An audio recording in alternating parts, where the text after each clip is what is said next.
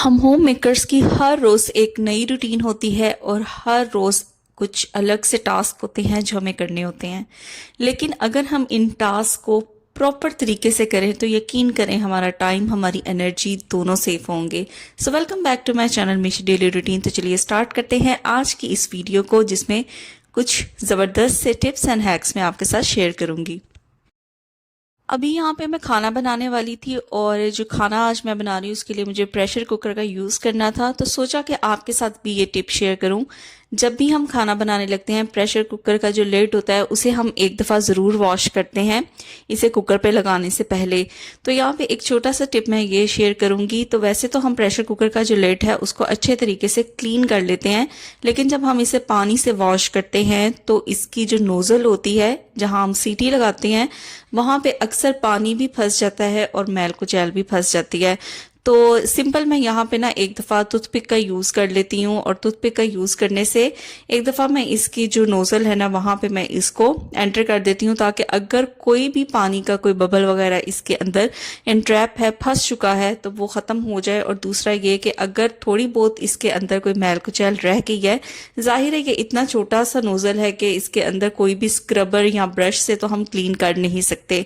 तो इस तरह की अगर कोई पॉइंटेड चीज़ हो ना, तो इसके जितने भी यहाँ पे सुराख हैं, होल्स हैं, वहाँ पे एक दफ़ा इनको ज़रूर टूथपिक से क्लीन कर लिया करें, ताकि कोई भी चीज़ जो है वो इसके अंदर फंसे ना। क्योंकि जान जो है ना हमारी वो बहुत ज़्यादा इम्पॉर्टेंट है और प्रेशर कुकर लगाते हुए एक डर, एक खदशा तो होता ही है।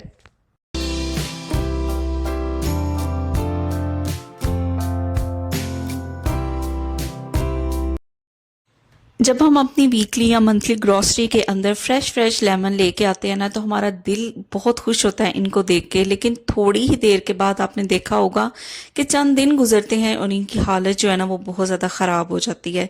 तो यहाँ पे 2 लेमन्स जो थे वो मैंने सेपरेट करके रखे हुए थे, जस्ट आपको दिखाने के लिए कि इसके ऊपर कैसे काई जो है वो लग जाती है, फंगस इसके ऊपर ग्रो करना शुरू हो जाती है, जिसकी वजह से आहिस्ता आहिस्ता सारे लेमन जो है ना वो ख़राब होने शुरू हो जाते हैं। तो एक छोटा सा अगर काम कर लिया जाए इनको स्टोर करने से पहले, तो बहुत ही फ़ायदा रहेगा। हमारी जो कॉस्ट है वो भी मैनेज होगी और जो लेमन है ना वो भी लंबे अरसे तक सेफ रहेंगे। तो सिंपल यहाँ पे मैंने ले लिया है कुकिंग ऑयल। जो भी हमारे घरों में कुकिंग ऑयल यूज़ होता है सिंपल उसी का मैं यूज़ करूँगी। हाथों के ऊपर थोड़ा सा मैंने कुकिंग ऑयल लिया है और जो सारे लेमन है ना उनको मैं अच्छे तरीके से इस कुकिंग ऑयल से रब कर दूंगी।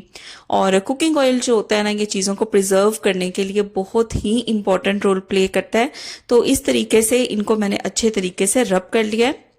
अब यहाँ पे मैंने एयर टाइट कंटेनर ले लिया है। अब मैं इनको ऐसे ही इस कंटेनर के अंदर स्टोर नहीं करूँगी।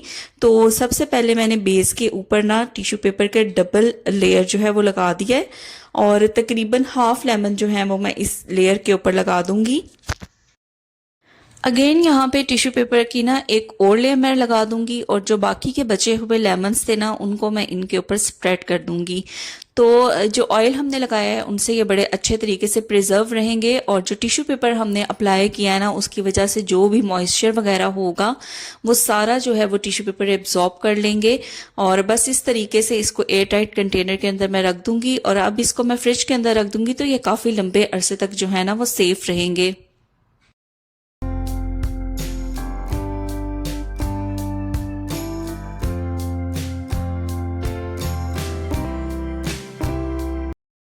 आज तो मैंने सफ़ेद चने बनाए थे और उनके साथ बॉइल्ड एग्स।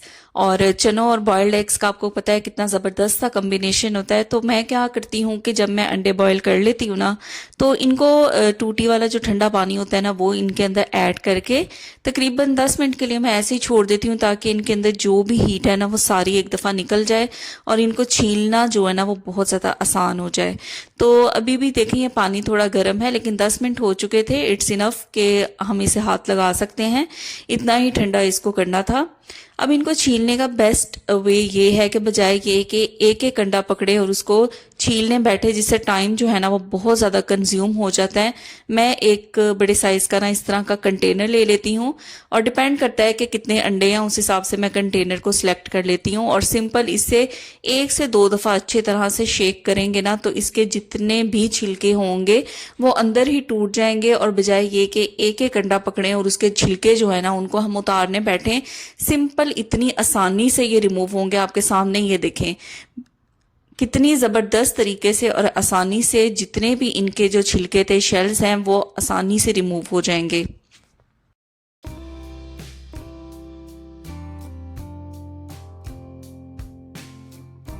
अक्सर कभी ऐसी कुकिंग होती है जिसके अंदर हमें काफ़ी ज़्यादा अंडे जो है ना वो बॉइल्ड फॉर्म में चाहिए होते हैं, और उनको छीलना जो है ना वो बहुत ज़्यादा हेक्टिक हो जाता है। तो इस सिंपल से हैक को फॉलो करके हम ढेर जो अंडे हैं ना उनको कुछ सेकंडों कुछ मिनटों में ही उनको छील लेंगे। तो है ना ये कितना बेनिफिशियल। अब बात कर लेते हैं कुछ इस तरीके की जो क्लॉथ बैग्स होते हैं। अक्सर हम मार्केट में जाएं कोई ड्रेस वगैरह लेने तब भी आ जाते हैं, और ग्रोसरी के अंदर भी आजकल इस तरीके के जो क्लॉथ बैग्स होते हैं ना वो काफ़ी ज़्यादा इन है।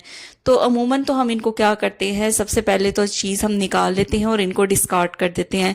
लेकिन इसको डिस्कार्ड करने से पहले आप ये टिप ज़रूर देख लेना, और मैं उम्मीद करती हूँ कि ये आपके पैसे भी बचाएगी और आपके बहुत ज़्यादा काम आएगी। तो सबसे पहले मैं इसकी कटिंग कर लेती हूँ, और जितने इसके ये जो हैंडल्स थे ना इनको मैं अच्छे तरीके से रिमूव कर दूंगी। अब इसका जो बेस वाला पोर्शन है वहां से भी मैं इसको अच्छे तरीके से कट कर लूंगी, तो दोनों साइड से ये ओपन हो जाएगा। अब इसकी जो दोनों साइड्स हैं बारी बारी इनको भी अच्छी तरह से मैं कट कर लूंगी। इतना ज़बरदस्त आप समझेंगे कि ये आपके लिए money saving, cost saving, time saving एक चीज़ बन के तैयार होगी, जो आपके पैसे भी बचाएगा और आपके लिए भी बहुत ज़्यादा बेनिफिशियल होगा। तो इतना हैंड मैं दे देती हूँ, इसको आप यूज़ कर सकते हैं अपने घर की छोटी मोटी जो चीज़ें होती हैं उसको क्लीन करने के लिए, लेकिन एक सिंपल से टिप के साथ। तो ये देखिए इस तरीके के इसके 2 पोर्शंस बन के तैयार हो गए हैं। अब सिंपल मैं इनको दोबारा से कट करूंगी, बिल्कुल छोटे छोटे इसके जो पीसेज है ना वो मुझे चाहिए। तो डबल ट्रिपल जितने फोल्ड्स में इसके करूंगी, छोटे पीसेस जो है ना वो रिक्वायर्ड हैं। तो देखिए अगेन इसको मैं फोल्ड करूंगी और कट कर लूंगी। तो इसी तरीके से इसको बस फोल्ड करना है और कट करना है जब तक कि हमें छोटे छोटे पीसेस जो है ना वो मिल जाए।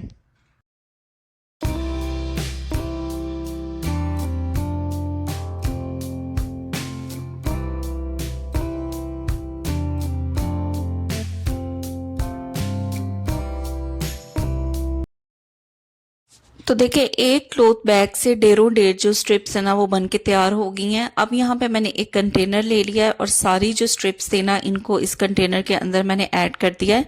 और इसके अंदर मैं ऐड करने जा रही हूँ सबसे पहले तो डिटोल। तो तकरीबन हाफ कैप के करीब यहाँ पे मैंने डिटोल ऐड कर दिया है। सेकंड चीज़ जो इसके अंदर मैं ऐड करने जा रही हूँ वो है डिश वॉश लिक्विड।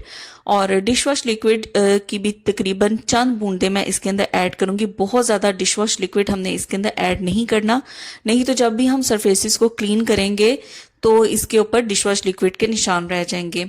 अब मैंने इसके अंदर पानी ऐड करना है, और पानी मैंने इतना ऐड करना है कि ये जो स्ट्रिप्स है ना ये अच्छे तरीके से इसके अंदर डूब जाएं, इतना पानी ऐड करना है। तो अब इसको डिप कर देना है, और जो दोनों चीज़ें हमने इसके अंदर ऐड की थी डिटोल और डिश वॉश लिक्विड, इसको अच्छे तरीके से मिक्स कर लेना है। अब हम इन स्ट्रिप्स का यूज़ कहाँ कर सकते हैं, लेट मी शो यू। तो ये देखिए एक स्ट्रिप हमने यहाँ पे उठानी है, इसको थोड़ा सा स्क्वीज करना है ताकि जो भी लिक्विड है या वाटर है वो यहाँ से रिमूव हो जाए। अब देखिए इससे आप मल्टीपल चीज़ों के लिए यूज़ कर सकते हैं, जैसे आपकी जो भी किचन के अंदर शेल्फ्स हैं, काउंटर टॉप्स हैं, आप उनको अच्छे तरीके से इससे वाइप आउट कर सकते हैं। जो डिटोल हमने इसके अंदर ऐड किया है वो सरफेसेस के ऊपर से जर्म्स को किल करेगा, और डिश वॉश लिक्विड जो है वो अच्छी तरह से आपकी सरफेसेस को क्लीन कर देगा। सेकेंडली आप यूज़ कर सकते हैं इन स्ट्रिप्स को आपके घर में जो भी स्विच बोर्ड्स हैं उनको क्लीन करने के लिए, क्योंकि अक्सर क्या होता है कि स्विच बोर्ड्स जो होते हैं इनके जो कॉर्नर्स होते हैं तो वो छोटे होते हैं, और बड़े बड़े साइज़ के जब हम डस्टिंग क्लोथ्स वगैरह से इसको क्लीन करते हैं तो हमें पूरे का पूरा डस्टिंग क्लोथ जो है वो रिक्वायर होता है। तो यहाँ पे छोटी छोटी स्ट्रिप्स बनी होंगी तो हमारे लिए ये बहुत ईजी हो जाएगा कि हम ऐसी सरफेसेस को क्लीन कर सकें। तो आप देख सकते हैं कि इसके ऊपर से कितनी मैल कुचैल उतरी है। थर्डली देखें इस तरह के जो कॉर्नर्स होते हैं, जैसे ये चूल्हे की नोब्स हैं जिनको बड़े बड़े जो डस्टिंग क्लोथ्स होते हैं उनसे क्लीन करना थोड़ा मुश्किल हो जाता है। तो इस तरह की जो छोटी स्ट्रिप्स होती हैं वो इजीली इस तरीके के कॉर्नर्स में, कर्व्स में चली जाती हैं और इस तरह इन नोब्स को भी क्लीन करना काफ़ी ज़्यादा आसान हो जाता है। बाकी आप इन स्ट्रिप्स का यूज़ काउंटर के जो हैंडल्स होते हैं उनको साफ करने के लिए भी इस्तेमाल कर सकते हैं। तो ये आप पे डिपेंड करता है कि आप किस तरीके से इन स्ट्रिप्स को अपने इस्तेमाल में लाते हैं। तो जब ये स्ट्रिप्स ख़त्म हो जाएंगी तो इस सोल्यूशन को मैं फेंकूंगी नहीं, इसके अंदर मज़ीद मैं स्ट्रिप्स बना के उनको स्टोर कर लूँगी और इसी तरह छोटी मोटी जो डेली क्लीनिंग की चीज़ें होती हैं उनको मैं अच्छे तरीके से इस सोल्यूशन से, इन स्ट्रिप्स से क्लीन कर लूँगी। अपनी डेली लाइफ को आसान बनाना, देखें हर होम मेकर का जो है ना वो एक राइट है और जितना आप स्मार्टली और एफिशिएंटली अपने घर के कामों को परफॉर्म करेंगी उतनी ही इजी आपकी लाइफ होगी। और उसके लिए ज़रूरी है कि आपको इस तरीके के छोटे छोटे जो हैक्स हैं, जो टिप्स हैं वो पता होने चाहिए ताकि जो आपकी वर्किंग है, डेली रूटीन है वो स्मूथ तरीके से चल सके। फिर मिलूंगी नेक्स्ट वीडियो में आपसे। Till then take care, bye bye.